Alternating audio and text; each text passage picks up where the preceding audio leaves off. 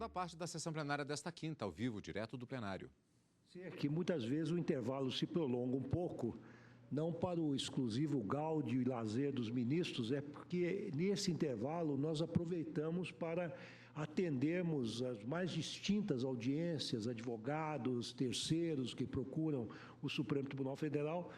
Então, é preciso e peço a todos que tenham a compreensão necessária e que compreendam entendam, enfim, essa certa flexibilização que nós somos obrigados a fazer com esse intervalo para o café.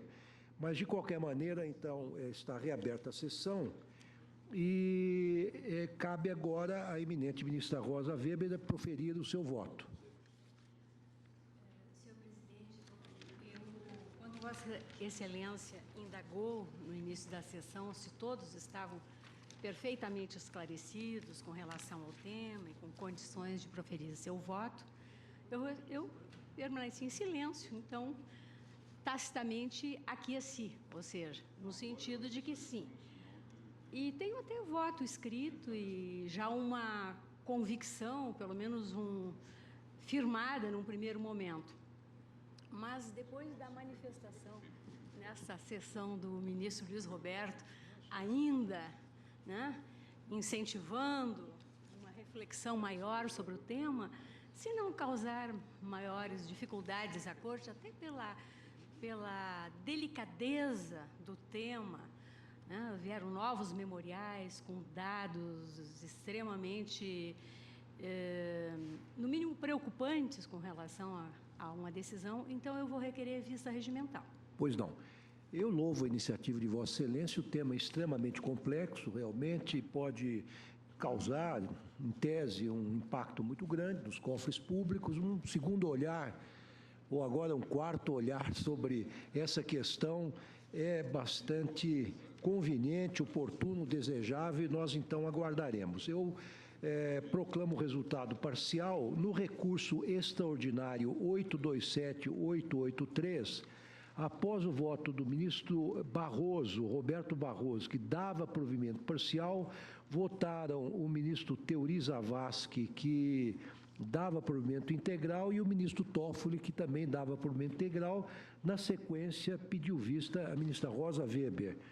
No caso do recurso extraordinário 661-256, de relatoria do ministro Roberto Barroso, o mesmo resultado. Sua Excelência, o relator, dava provimento parcial, na sequência, dava um provimento integral ao ministro Teori Zavascki e o ministro Teori Dias Toffoli, e, na sequência, pediu vista regimental à ministra Rosa Weber.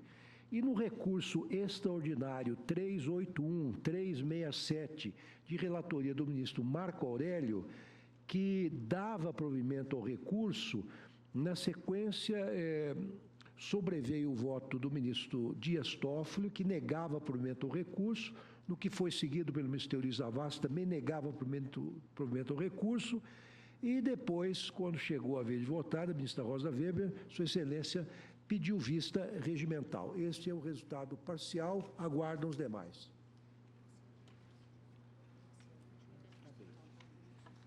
Nós temos um último caso daqueles de farmácia, aquela possibilidade de vender, enfim, produtos distintos daqueles que são próprios da atividade farmacêutica. É um agravo regimental na ação direta de inconstitucionalidade 4.952, que procede da Paraíba, sendo o relator o ministro Luiz Fux. O agravante é o Procurador-Geral da República, o agravado da Assembleia Legislativa do Estado da Paraíba. Vossa Excelência, ministro Fux, é o relator dessa matéria, já foi amplamente debatido pelo plenário, temos vários precedentes, mas Vossa Excelência está com a palavra.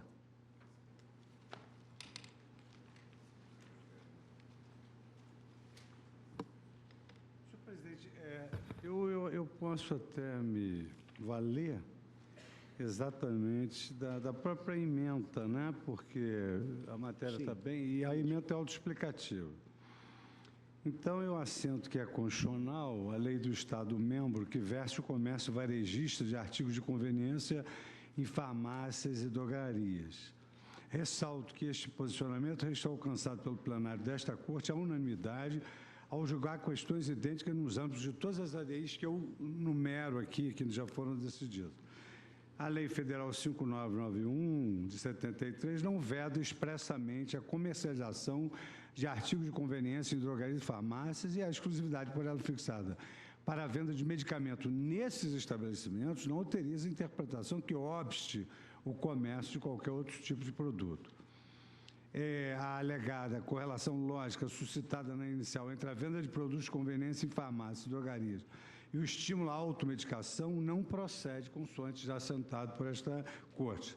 Ademais, a tese não perpassa pela análise da proporcionalidade, porquanto os meios tomados não justificam o decorrente ultraje que se teria à liberdade econômica e à livre iniciativa, porquanto, se através de uma medida inadequada, desnecessária e desproporcional, se pretende chegar ao objetivo colimado. Em caso, a Lei Paraibana 7668 não regulamentou sobre nenhum aspecto a comercialização privativa de drogas e medicamentos, insumos farmacêuticos e correlatos por farmácias e drogarias, tema regulado em bases gerais pela Lei Federal 5991, fato que reforça a atuação legítima da iniciativa legislativa estadual no campo suplementar. Ação direta de inconstitucionalidade julgada improcedente. Pois não. Consulta os pares, não há divergência, julgar improcedente por votação unânime.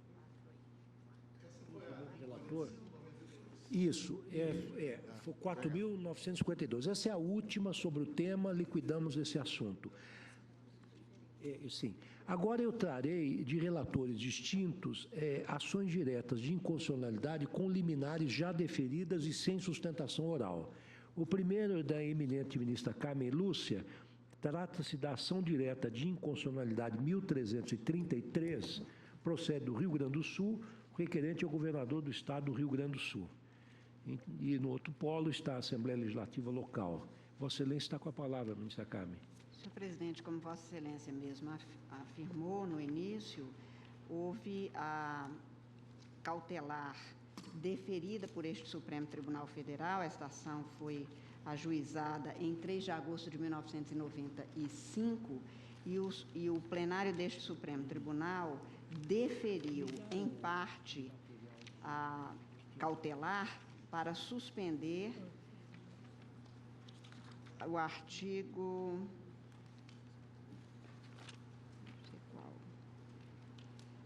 Suspender os efeitos da norma impugnada, aqui a norma toda. Diz respeito ao artigo 2º da Lei Gaúcha, 10.385, houve paralisação dos servidores do Poder Judiciário Estadual e os dias parados foram considerados como sendo de efetivo exercício por emenda parlamentar. Houve alterações no dispositivo como parâmetro de controle, as alterações promovidas pelas emendas constitucionais 19 de 98 e 41 de 2003 não foram substanciais para prejudicar a análise da constitucionalidade desta norma.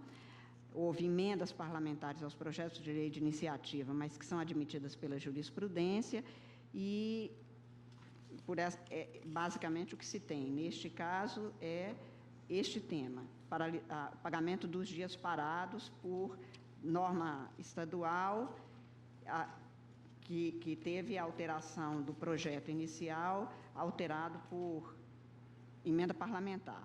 O plenário, em 1995 ainda, deferiu o requerimento de medida cautelar, suspendeu os efeitos, houve prestação de informações, o advogado-geral da União defendeu a constitucionalidade, o procurador-geral manifestou-se pela procedência da ação. A amicus curiae, e eu estou confirmando a cautelar, votando no sentido da confirmação da cautelar, presidente, na esteira da nossa jurisprudência.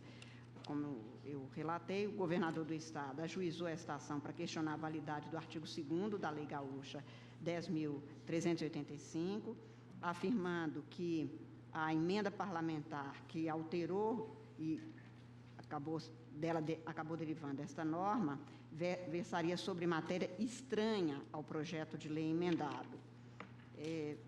Esta razão pela qual eu fiz a análise no sentido da necessidade de análise de mérito sobre a alteração das normas e estou afirmando que a Constituição da República, no artigo 1º, erige o princípio federativo, explicitando o espaço constitucional de autonomia de cada Estado. Por isso, a Constituição autorizou ao chefe do Poder Executivo, no caso do Poder Executivo Estadual, a competência privativa para iniciar processo de elaboração de leis que disponham sobre criação de cargos, funções ou empregos públicos na administração direta ou autárquica, o aumento de sua remuneração, e na sentada de 10 de agosto de 1995, no julgamento da medida cautelar desta ação direta, o plenário deste Supremo decidiu, aspas, relevância da fundamentação jurídica de arguição de constitucionalidade, conveniência pública da suspensão da eficácia do dispositivo legal, artigo 2º da Lei 10.385 do Rio Grande do Sul, de iniciativa parlamentar, que considerou de efetivo exercício o período de paralisação dos servidores do Poder Judiciário daquele Estado. O ministro Otávio Galotti, então relator, afirmou, aspas, é indiscutível a relevância jurídica do fundamento do pedido, a patente conveniência pública da suspensão da norma atacada, diante da gravidade de sua repercussão sobre a ordem administrativa e financeira do Estado do Rio Grande do Sul. Foi essa a conclusão assentada, aliás, pelo plenário ao apreciar o requerimento de liminar na ação direta de constitucionalidade 546, tratando de matéria análoga. Defiro o pedido de medida cautelar para suspender, até decisão final, os efeitos do artigo 2º da Lei 10.385. O projeto de lei que eu transcrevo, o projeto de lei número 45 de 95, e que tinha sido apresentado pelo Poder Judiciário Estadual, não fazia constar essa norma, que, como eu disse, foi alterada por emenda parlamentar. Houve, então, essa emenda aditiva número 4 de 95, alterando nos termos do que acabou se transformando na lei. E constando, são considerados como de efetivo exercício para todos os efeitos legais os dias de paralisação dos servidores do Poder Judiciário, compreendidos no período de 13 de março de 95 a 12 de abril de 1995, mediante compensação a ser definido pelo próprio Poder. Apesar de ser a Lei Gaúcha 10.385, resultado do processo legislativo iniciado por proposta do Poder Judiciário, no exercício de suas atribuições, o Poder Legislativo emendou o projeto e introduziu este artigo. Quanto à legitimidade dos membros das Assembleias Legislativas para apresentar emendas a projetos de lei iniciados pelo titular do Poder Judiciário, não há que se questionar, temos jurisprudência nesse sentido.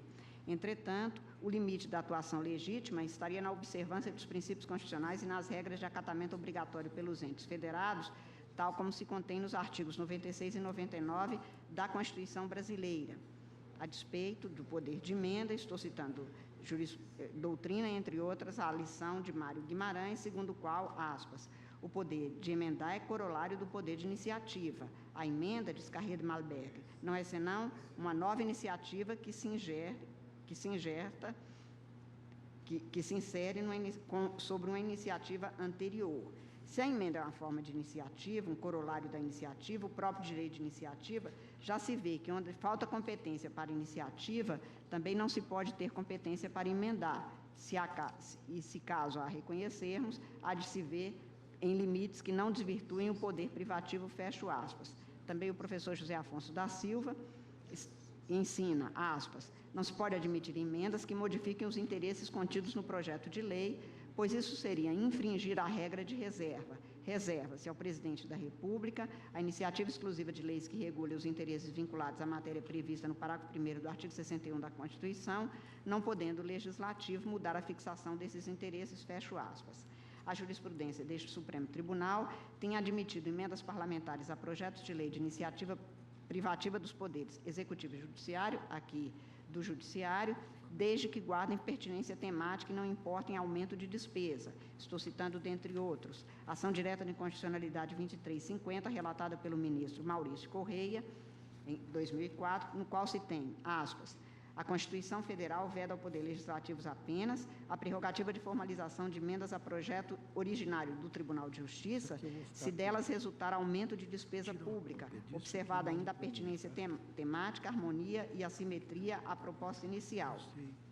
No mesmo sentido, relatado pelo ministro Celso de Mello, ação direta de inconstitucionalidade 1050, também de 2004, aspas, o poder de emendar projetos de lei que se reveste de natureza eminentemente constitucional, qualifica-se como prerrogativa de ordem político-jurídica inerente ao exercício de atividade legislativa. Essa prerrogativa institucional, precisamente por não traduzir corolário do poder de iniciar o processo de formação das leis, pode ser legitimamente exercida pelos membros do Legislativo, ainda que se cuide de proposições constitucionalmente sujeitas à cláusula de reserva de iniciativa, desde que respeitadas as limitações estabelecidas na Constituição da República. As emendas parlamentares, a, não importem aumento de despesa prevista no projeto de lei, b, guardem afinidade lógica, relação de pertinência com a proposição original, e c, tratando-se de projetos orçamentários, observem as restrições fixadas no artigo 166, parágrafos 3º e 4º da Carta Política. Fecho aspas. No mesmo sentido, as ações diretas 3114, de São Paulo, relatado pelo ministro Carlos Brito, 2170, relatada pelo ministro Sepúlveda Pertence, o recurso extraordinário 134.278, relatado pelo ministro Sepúlveda Pertence, ação direta 2569, do Ceará, relatado pelo ministro Carlos Veloso, dentre outras.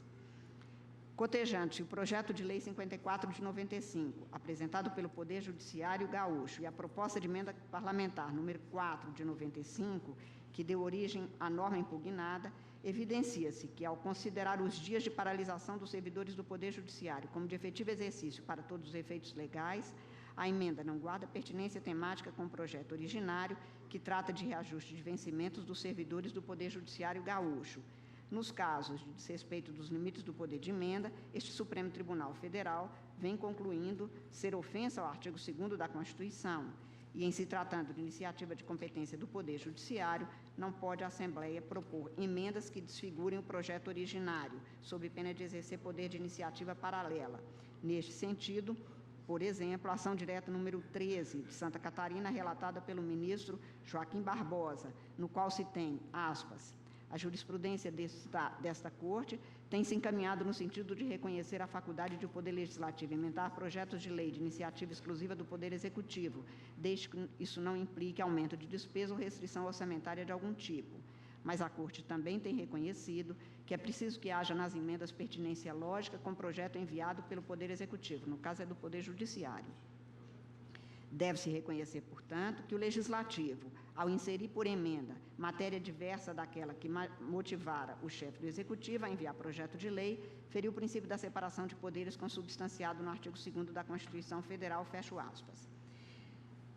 Ademais, como bem assentado no julgamento da medida cautelar, vê-se que essa matéria não é nova no Supremo.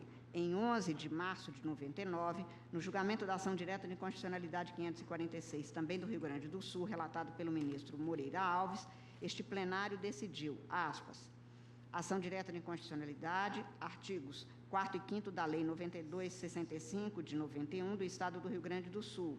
Tratando-se de projeto de lei de iniciativa privativa do chefe do Poder Executivo, não pode o Poder Legislativo assinar-lhe prazo para o exercício dessa prerrogativa, não havendo aumento de despesa, o Poder Legislativo pode emendar projeto de iniciativa privativa do chefe do Poder Executivo, mas esse poder não é ilimitado, não se estendendo a emendas que não guardem estreita pertinência com o objeto do projeto encaminhado ao Legislativo pelo Executivo e que digam respeito à matéria que também é de iniciativa privativa daquela autoridade, fecho aspas.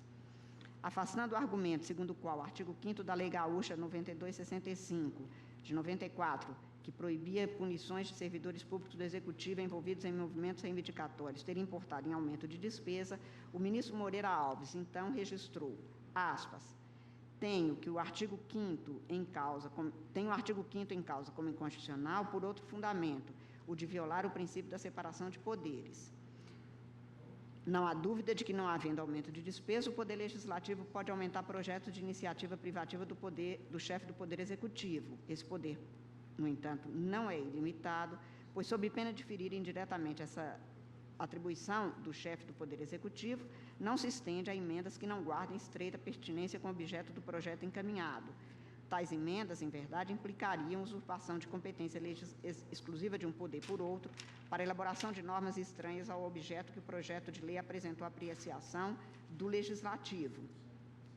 Fecho aspas. O ministro relator, então, foi acompanhado pelos ministros Carlos Veloso, Nery da Silveira e Celso de Mello, que divergiram quanto à inconstitucionalidade do artigo 5º da lei.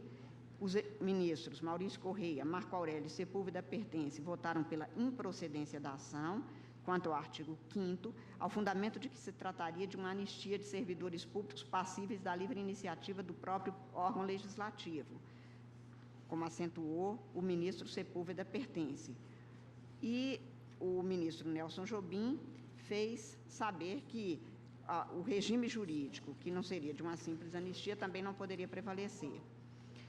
O artigo 99, fecho aspas, o artigo 99 da Constituição da República assegura ao Poder Judiciário autonomia administrativa e financeira, estou citando algumas lições de doutrina sobre a interpretação desse dispositivo, e cito ainda que na assentada de 2 de agosto de 95, no julgamento da ação direta de inconstitucionalidade 1051, relatada pelo ministro Maurício Correia, o plenário deste Supremo decidiu, aspas, ação direta de inconstitucionalidade, juízes de paz, remuneração, princípio da independência e harmonia entre os poderes, normas legais resultantes de emenda parlamentar, usurpação de iniciativa do Poder Judiciário, autonomia administrativa e financeira, aumento de despesas. Na mesma linha, cito ainda, senhor presidente, a ação direta de inconstitucionalidade 1594, relatada pelo ministro Eros Grau, no qual se acentua que o ato impugnado diz respeito a servidores públicos estaduais e que a iniciativa de lei que dispõe sobre regime jurídico de servidores é reservada ali ao chefe do Poder Executivo, porque eram servidores do Executivo. Exatamente nesse sentido, de que era vedada a emenda parlamentar que introduziu matéria relativa ao pagamento de servidores por dias parados em virtude de greve. Foi o parecer do Procurador-Geral da República, no qual se tem que, aspas, o abono em alusão interfere na autonomia administrativa e financeira do Poder Judiciário Estadual, além de aumentar-lhes as despesas, o impossibilitou de gerir de forma autônoma suas próprias secretarias e serviços auxiliares. Logo, não poderia o Poder Legislativo Estadual, através de uma emenda a projeto de lei iniciado exatamente pelo Poder Judiciário, imiscuir-se neste mistério para desconsiderar os dias de paralisação dos servidores do Poder Judiciário gaúcho. Fecho aspas, e pelo exposto, senhor presidente, estou votando no sentido de confirmar a cautelar e julgar procedente a presente ação direta de inconstitucionalidade. Pois não. Consulta os pares, creio que a divergência, mas pois não. Não estive presente à sessão plenária do dia 10 de agosto de 1995, juntamente com o ministro Sidney Sanches, quando foi apreciado o pedido de concessão da medida cauteladora. Por coerência, se estivesse, teria votado, como votei em precedente mencionado pela ministra relatora, na companhia honrosa do ministro Sepúlveda Pertence, no sentido do indeferimento da liminar. O que se tem na espécie? Algo interessante. O governador do Estado vem ao Supremo para defender prerrogativa do Poder Judiciário, ou seja, a iniciativa do projeto como sendo estrita do Poder Judiciário, mas não discuto a legitimidade do governador para fazê-lo, porque é o chefe de Estado e o chefe do governo gaúcho, né? Mas, presidente, não tenho, vou deixar o segundo argumento para feri-lo daqui a pouco, não tenho como concluir que, no caso, a iniciativa seria privativa, sem abrir margem ao poder de emenda do Poder Judiciário. Por que não tenho? Porque, primeiro, eu interpreto essas previsões quanto à exclusividade de iniciativa de forma estrita. É o que se contém na Carta da República e nada mais. E se for ao preceito que versa a iniciativa dos tribunais, ao inciso 2º do artigo 96, verei que essa iniciativa está restrita à alteração do número de membros dos tribunais, à criação e à extinção de cargos e à remuneração dos seus serviços auxiliares e dos juízes que lhes forem vinculados, bem como a fixação do subsídio de seus membros e dos juízes, inclusive dos tribunais inferiores, onde houver, a criação ou extinção dos tribunais inferiores, a alteração da organização e da divisão judiciárias. Nada se diz quanto a esse instituto, importantíssimo para o restabelecimento da paz social, que é o Instituto da Anistia. O que houve na espécie, em projeto realmente encaminhado pelo Poder Judiciário local, houve a introdução de um dispositivo que encerra, em última análise, sem aumento de despesa, é importantíssimo que se diga isso, encerra, em última análise, a anistia. Houve um fato indesejável no Rio Grande do Sul, a paralisação do judiciário, dos servidores do judiciário. E preocupado o legislativo local com esse contexto, com as consequências da paralisação e também a perda dos dias de paralisação pelos servidores, previu o legislador local que seriam considerados como de efetivo exercício para todos os efeitos legais, consequências, portanto, jurídicas, os dias de paralisação dos servidores do Poder Judiciário, compreendidos no período de paralisação de 13 de março de 1995 a 12 de abril de 1995, mediante, aí vem a cláusula salutar, e se costuma muito cogitar de banco de horas extras, mediante compensação a ser definida pelo próprio Poder Judiciário. O preceito, a meu ver, presidente, pacificou os ânimos e implicou a conciliação de valores, o valor alusivo à própria integridade da administração pública e o valor alusivo também ao bem-estar dos servidores, dos prestadores de serviços. Em se tratando de lei voltada à anistia, como a presente, não tenho como próprio observar preceito, e no caso sequer existe esse preceito que verse a iniciativa privativa deste ou daquele poder. Pode e deve o Poder Legislativo atuar, implementando, portanto, a anistia. Por isso eu peço vênia, coerente com o precedente citado pela ministra relatora e também com o que eu sustentei em uma das últimas assentadas no plenário, para julgar improcedente o pedido formulado na inicial desta ação direta de inconstitucionalidade. Pois não. Aqui, realmente, nós temos uma emenda legislativa que, num projeto de lei que aumentava os salários e vencimentos, houve uma inserção de um texto em que se anistiava servidores do Poder Judiciário grevistas. Então, é disso que se trata. A ministra relatora propõe que se julgue procedente esta ação direta. O ministro Marco Aurélio abriu a divergência, consulta os pares se há mais alguma divergência. Em não havendo, proclamo o resultado que, por maioria...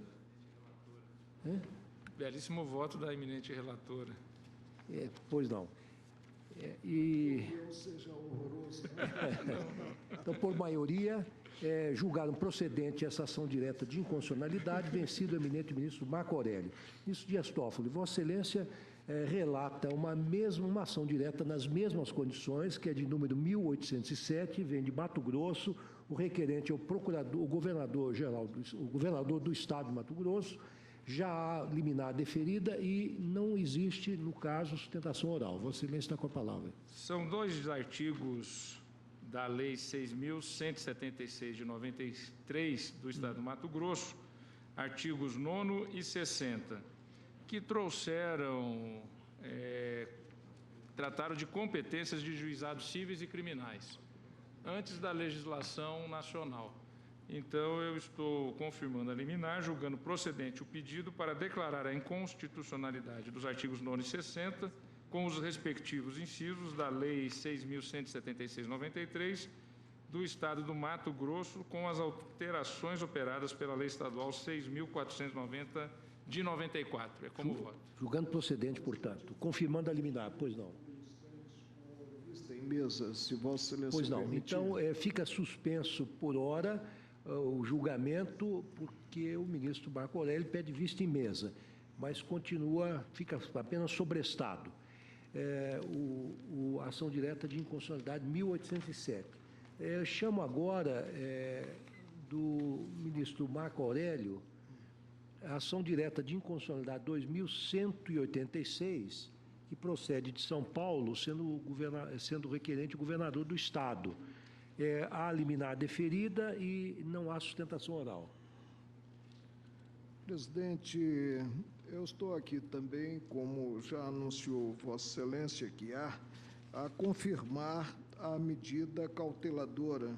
Estou julgando procedente o pedido formulado para declarar a inconstitucionalidade do artigo 1º das disposições transitórias da Lei 10.207, de 8 de janeiro de 1999, né?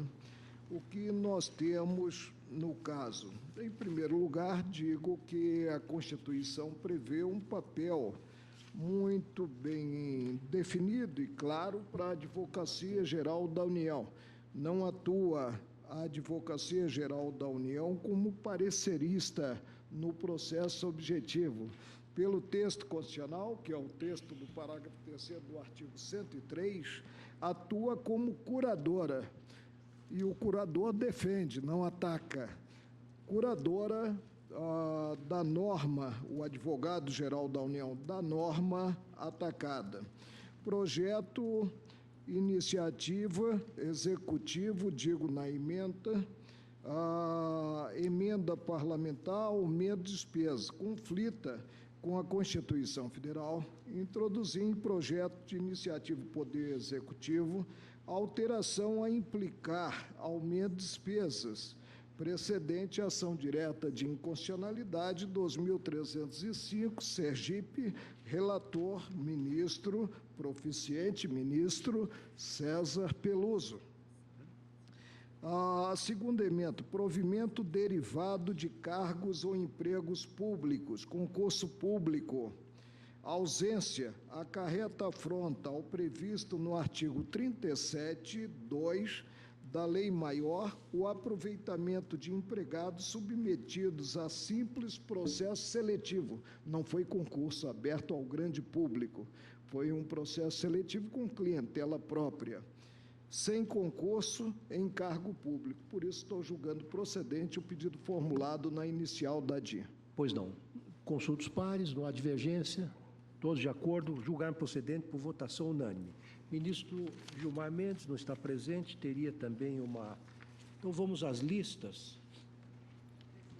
Pois não. Separadamente, os embargos de declaração e um agravo num recurso extraordinário, que são extremamente Vamos simples. chamar. Se puder.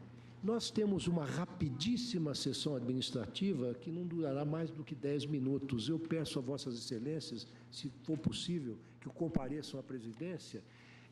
Eu tenho procurado dividir os assuntos em algumas sessões administrativas, para que elas não fiquem muito longas depois de uma sessão cansativa de julgamento. Então, mas prometo que não durará mais do que 10 minutos, se tanto. Ministra Carmen Lúcia, Vossa Excelência traz os julgamentos, embargo declaratório no recurso extraordinário 565-714, sendo embargante Carlos Eduardo Junqueira, embargado do Estado de São Paulo. O agravo também é no mesmo recurso, presidente. Perdão. Estou vendo aqui. Chama a julgamento também de Vossa Excelência, como relatora, o agravo regimental no RE 565-714, que vem de São Paulo, sendo agravante Carlos Eduardo Junqueira e outro, agravado do Estado de São Paulo.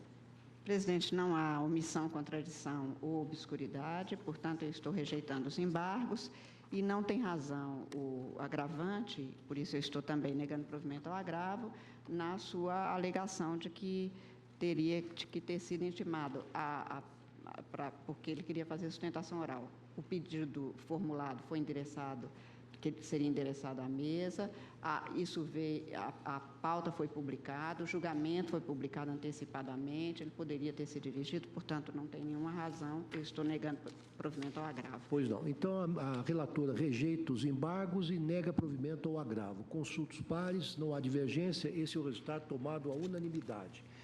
Eu consulto os eminentes colegas se poderíamos julgar uma rodada de listas, porque nós temos, antes do... Podemos? Então, tá bem. Nosso decano já deu sinal verde, então, é um bom sinal.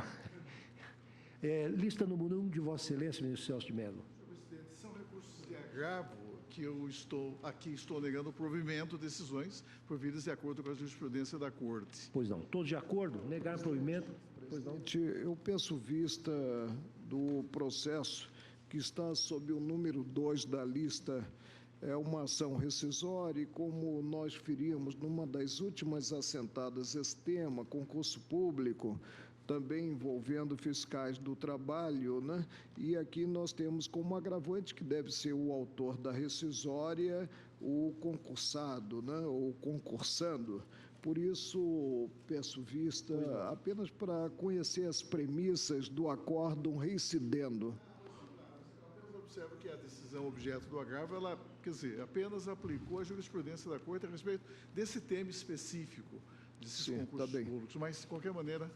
Pois não. Então, proclamo o resultado. Com relação à lista número 1, por unanimidade, julgaram o primeiro feito integrante dessa lista improvido, indicado provimento, por unanimidade. E quanto ao segundo feito da lista número 1, pediu vista o ministro Marco Aurélio. Lista 2, ministro Celso. Senhor presidente, são segundos embargos de declaração de que eu não conheço. Eu não conheço dos segundos embargos, reconheço o caráter procrastinatório e determino a baixa imediata dos autos ao arquivo deste tribunal, independentemente da publicação prévia do respectivo acórdão. Todos de acordo?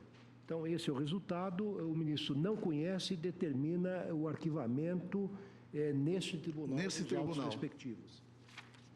Ministro... Bom, eu trago agora a minha lista. É só isso? Pois não. Então, pela ordem de antiguidade, eu estou trazendo a lista número 1 da presidência, já previamente distribuída. Nós estamos rejeitando ou propondo a rejeição dos embargos de declaração, por falta dos pressupostos. Todos de acordo? Negado provimento, votação unânime. Lista número 2, também casos que são corriqueiros na Corte, eu estou negando provimento pelos motivos expostos nas minutas que enviei a Vossas Excelências. Pois não. Justificativa de voto para divergir de Vossa Excelência, e para divergir se deve dizer por que se diverge, né? Servirá para os 27 processos constantes dessa lista. Entendo que todo pronunciamento judicial com carga decisória, e tem carga decisória o pronunciamento do juízo primeiro de admissibilidade, quer seja positivo, e aí a decisão será interlocutória, quer seja negativo, será terminativa de início, né? É uma decisão. Todo pronunciamento, então, com carga decisória, desafia os embargos declaratórios. E, protocolados esses embargos, dá-se o fenômeno da interrupção. Por isso, eu peço vênia para divergir, nesses casos, provendo os agravos. Pois não, é a tese de Vossa Excelência. Então, posso apregoar, já vejo que não há divergência, que, por maioria, negar o provimento aos agravos, vencido o eminente ministro Marco Aurélio. Lista número 3, eu estou negando o provimento aos agravos, também pelos motivos que explicitei nas minutas que distribuí a Vossas Excelências. Todos de acordo? Então, por unanimidade, negar o provimento. Lista número 4, da presidência, vejam Vossas Excelências que é um trabalho hercúleo, né? Claro que feito em equipe, tal número de feitos. Neste caso, estou negando provimento, ausência de impugnação dos fundamentos da decisão agravada. Todos de acordo? por votação unânime, negar provimento à lista 5. Lista 6, estou propondo também a negativa de provimento pelos motivos que expus. Falei assim. Bem, lista 6, negamos provimento por unanimidade. Lista 5, apenas para repetir, porque eventualmente houve um mal-entendido, eu estou negando provimento à lista 5, integrada por apenas um processo. Todos de acordo? Negar por unanimidade provimento ao recurso. Lista 7, agravos regimentais em suspensão de segurança. Eu estou negando provimento. Todos de acordo? Essa é a decisão unânime da Corte. Última, lista da presidência, lista 8, agravos regimentais em suspensão de segurança. Eu estou também negando provimento. Todos de acordo? Esse é o resultado unânime. Ministro Dias Toffoli, última lista de Vossa Excelência, o último grupo de listas, lista 1 de Vossa Excelência. Eu estou negando provimento aos agravos. Nego provimento aos agravos. Consulta os pares, não há divergência, negaram provimento por unanimidade. Ministro Toffoli, lista 2 de Vossa Excelência. Eu estou rejeitando os embargos com a aplicação da multa do 538. Consulta os pares, não há divergência, rejeitaram com a aplicação de multa do 538 do CPC. Todos de acordo? Essa é a decisão unânime da Corte. Ministro Marco Aurélio, Vossa Excelência já está apto a votar naquele caso Não, da presidente, ministra Camila? é muito difícil assoviar e chupar cana ao mesmo tempo, né? Pois é. Então, Vossa Excelência quer transformando-se, eu não estarei presente na próxima sessão. Estou cumprindo um compromisso acadêmico, né? Embora não credenciado pelo tribunal, mas por convite da Academia Paulista de Magistrados, muito embora juiz carioca, né? No exterior, e trarei na semana subsequente. Pois não. Então, uma lista com 2 processos também, bem singelos, se Vossa Excelência. Acho que houve um desencontro e... Pois não. Também. Então, o pedido de vista do... Então, talvez para facilitar, eu excluo desta lista 1 o item número 2, assim o ministro Marco Aurélio nos pedir vista e da próxima oportunidade já trago de novo. Pois não, é que ele tem na DI, que foi relatada pelo ministro Camila Lúcia, é que o ministro Marco Aurélio pediu vista, não foi? Não foi na DI. Então, do ministro eu Dias excluo Toffoli, o item né? 2 da lista 1. Pois não, então, na lista 1 do ministro Celso de Mello, ficou excluído o item 2. Assim o ministro Marco Aurélio não precisa pedir vista. E o ministro Marco Aurélio, portanto, não pede vista. Dele. Pois não. Ministro Barroso, lista 1 de Vossa Excelência. Eu estou aplicando, presidente, negando provimento a um agravo regimental, que estou aplicando a decisão do plenário em matéria de aposentadoria especial para portadores de deficiência física. Consulta os pares, não há divergência, negar provimento, votação unânime. Lista 2 de Vossa Excelência. A lista número 2 são embargos de declaração que eu estou desprovendo porque tem pretensão infringente. E aplicando multa? E aplicando multa. Pois não. Todos de acordo? Desproveram os embargos e aplicaram multa de 1%, votação unânime. Eu acho que votamos bastante processos, podemos encerrar, convido os colegas para participar da administrativa, mas gostaria de dar uma notícia interessante. Nós votamos até hoje 32 processos em repercussão geral e, segundo consta, mas são dados subestimados, já liberamos na origem 26.927 processos. Caminhamos bastante nesse... Sob a presidência de Vossa Excelência ou no ano? Não, agora nesses últimos 2 meses. É um fenômeno, realmente. Não, parabéns. É o fenômeno do plenário. Tá bem, muito obrigado. Declaro encerrada essa sessão.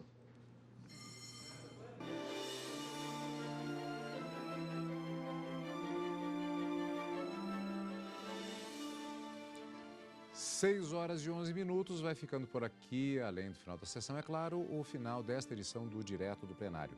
Encontro marcado amanhã a partir das 2 horas da tarde em mais uma edição e mais uma sessão plenária que você acompanha ao vivo. A cobertura completa da sessão de hoje, daqui a pouco, no Jornal da Justiça, segunda edição. Obrigado por estar conosco e continue na TV Justiça.